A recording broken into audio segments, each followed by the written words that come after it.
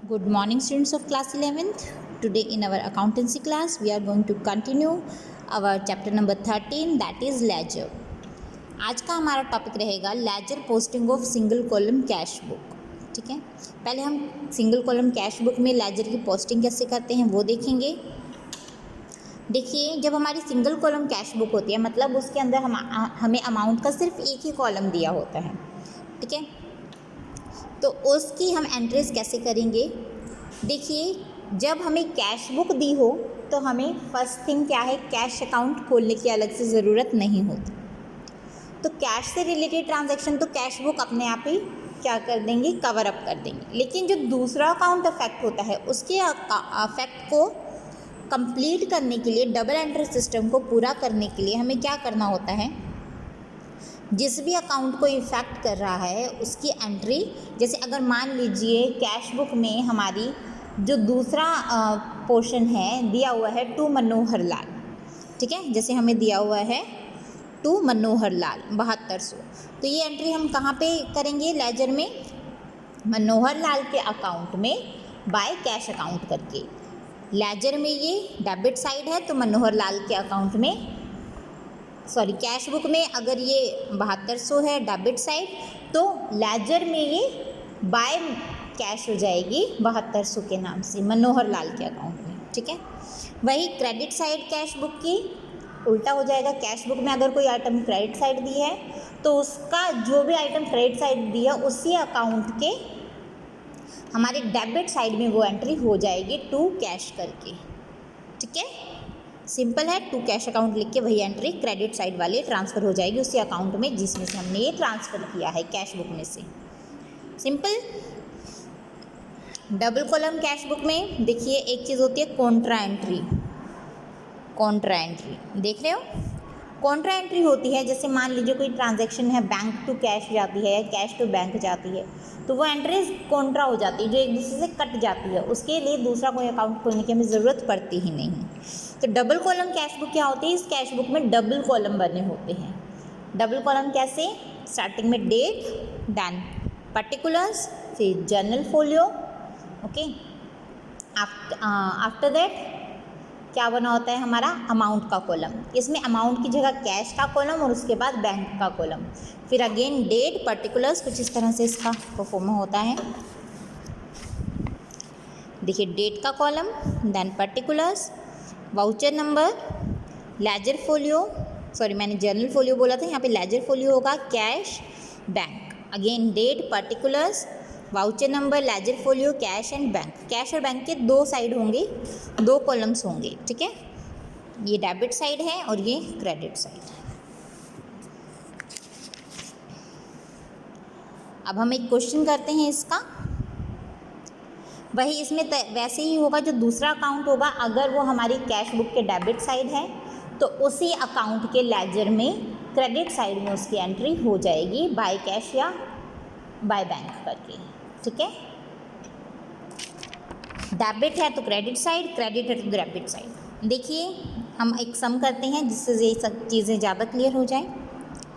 Record the following transaction in double column cash book. Double column cash book में हमें ये transactions करनी है जर्नल में और लेजर में. जर्नल प्रॉपर में दिया हुआ है. ठीक है, balance of cash in hand, cash in hand दिया हुआ है और बैंक ओवरड्राफ्ट दिया हुआ है. तो टू बैलेंस बीडी कैश की तरफ चला जाएगा 15,000, बाय बैलेंस बीडी 40,000 चला जाएगा. ठीक है, देखिए to balance BD 15,000, by balance BD 40,000 दिख रहा है, बाय बैलेंस बीडी 40,000. ठीक है, हमने यहाँ से अपना बिजनेस स्टार्ट किया. Next, received cheque for goods ₹25,000. This cheque was deposited into the bank on the next day. देखिए 25,000 का हमें चेक मिला है सेकंड को. अगर उसी दिन करते तो हम 2 अप्रैल को करते एंट्री, बट नेक्स्ट डे हमने ये वाला चेक बैंक में डिपॉजिट करवा दिया. मतलब बैंक में हमारा बढ़ा, इट मीन्स ये बैंक की तरफ आएगा. ठीक है, बैंक की तरफ. फिर इसकी एंट्री कैसे होगी, डेबिट साइड में 3 अप्रैल को to cheque in hand account, it will be 25,000. Simple है, to cheque in hand 25,000. Next, received a cheque from Ghanshyam for 3,000. Ghanshyam से चेक मिला है 3000 का और डिस्काउंट हमने उसको दिया है 120 का। देखिए चेक मिला है, ना ही तो हमने इसको बैंक में डाला है, ना ही एनकैश करवाया है, तो इसकी एंट्री नहीं होगी। नेक्स्ट है endorsed Ghanshyam cheque in favour of Gopal. जो घनश्याम से 3000 का चेक मिला था वो हमने किसको दे दिया? गोपाल को, तो इसकी एंट्री भी नहीं होगी हमारी कैश बुक में। नेक्स्ट है instructed the bank to issue a draft. Bank को इंस्ट्रक्शन दिए कि आप एक 10,000 का ड्राफ्ट अनिल के फेवर में निकालो, ठीक है, तो हमारे बैंक से पैसा कम होगा, तो ये क्रेडिट साइड में आएगी। बाय अनिल करके the bank charge 20 rupees for issuing the draft. Draft के लिए बैंक ने कितना चार्ज किया है? 20 रुपीज़। तो ये दोनों हमारे खर्चे हो गए, बैंक से पैसा कम होगा, तो इसमें क्या एंट्री बनेगी? देखिए 10 अप्रैल को बाय अनिल के अकाउंट में कितना डलवाया? 10,000। बाय बैंक चार्जेस, उसी तारीख को चार्ज लगा बैंक का ओवरड्राफ्ट करवाने के, बैंक ड्राफ्ट करवाने के 20 रुपीज़, ठीक है। नेक्स्ट है discounted a BR of 5,000 at 1% through bank. BR था हमारे पास, उससे डिस्काउंट करवाया, मतलब हमारे पास BR बढ़ गया, ठीक है, मतलब हमारा जो बैलेंस बिल रिसीवेबल है वो इंक्रीज़ हो गया, तो टू क्या आ जाएगा इसका? 2 BR कितने अमाउंट से? 5,000 से, ठीक है।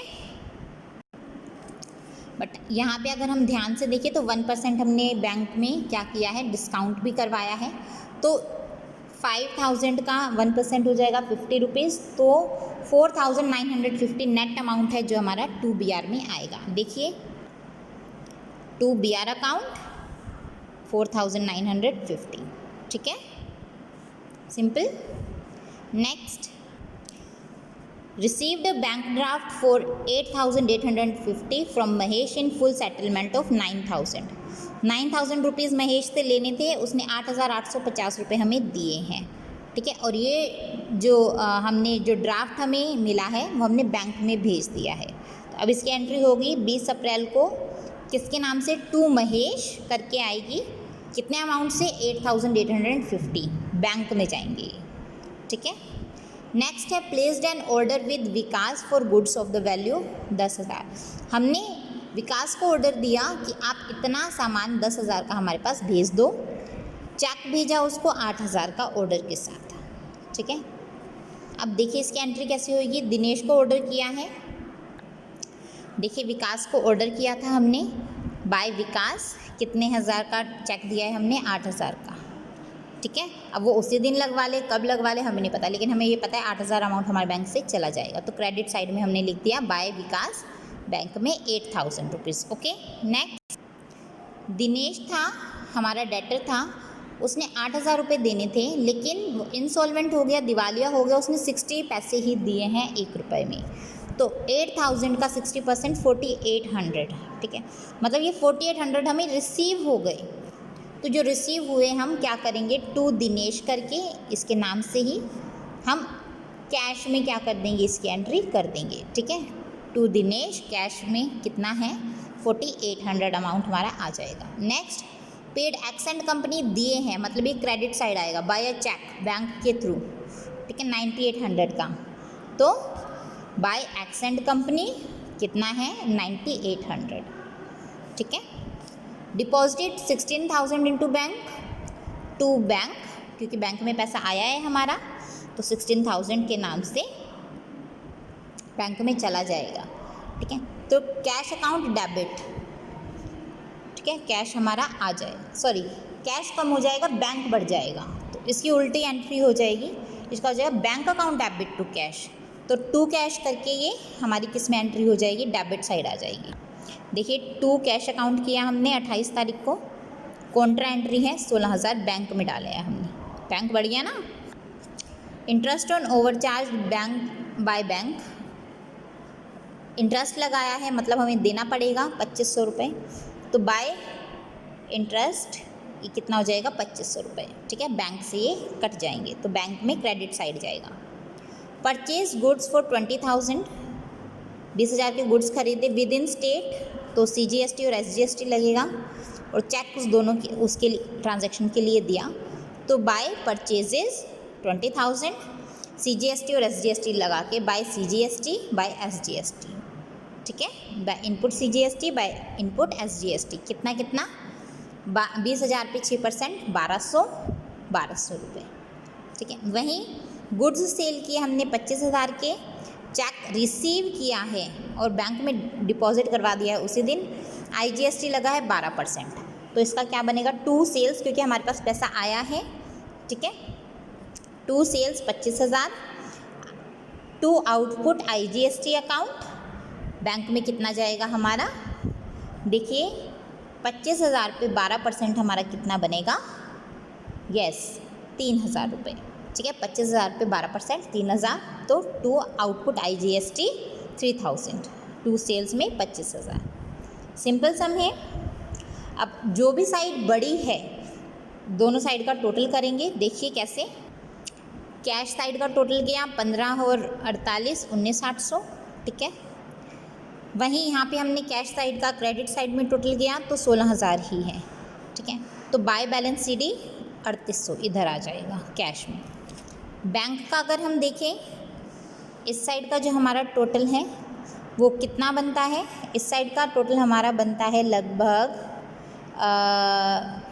92 में से 720 गए, मीन्स इनका जो टोटल करेंगे तो ये वाली जो आइटम आएगी उसमें 92,720 होने में 99,120 रुपये कम पड़ेंगे, ठीक है।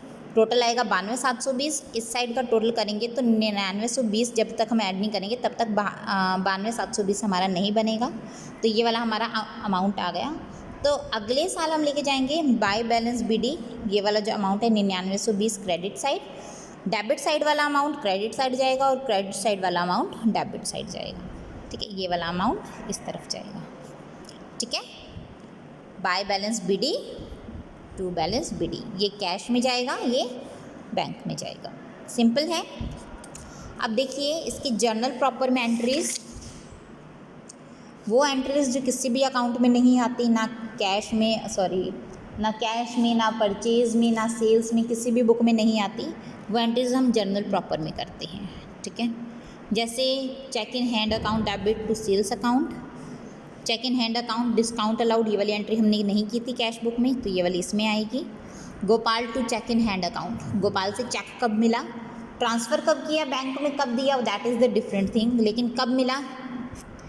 Next discount charges to PR पे डिस्काउंट लगा है, discount allowed to Mahesh, bad debts, ये सब हमारे जर्नल प्रॉपर के एंट्रीज हैं। जर्नल बनाएंगे उसके बाद लेजर अकाउंट्स हम मेंटेन कर सकते हैं बहुत इजीली, ठीक है।